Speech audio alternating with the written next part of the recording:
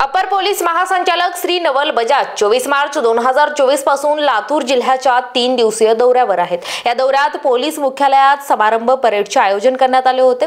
तसेच नवल बजाज यांनी या परेडचे निरीक्षण केले। तसेच मॉब डिस्पर्सल आणि दंगा काबू योजना संबंधित प्रात्यक्षिकांनाही त्यांनी पाहिलं। यासोबतच मंथन मीटिंग हॉलचे उद्घाटनही यावेळी त्यांनी केले। अपर पोलीस महासंचालक श्री नवल बजाज 24 मार्च 2024 पासून लातूर जिल्ह्यातील 3 दिवसीय दौऱ्यावर आहेत।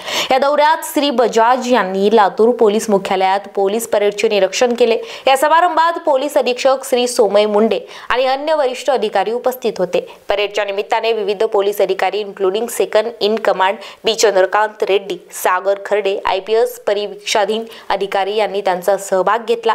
परेड नंतर लातूर पोलीस दलाने मॉब डिस्पर्सल आणि दंगा काबू योजनेच्या प्रात्यक्षिकांचे आयोजन केले, जे अत्यंत महत्त्वाचे सुद्धा होते। यासोबतच श्री नवल बजाज यांच्या हस्ते मंथन मीटिंग हॉलचे उद्घाटन सुद्धा करण्यात आले।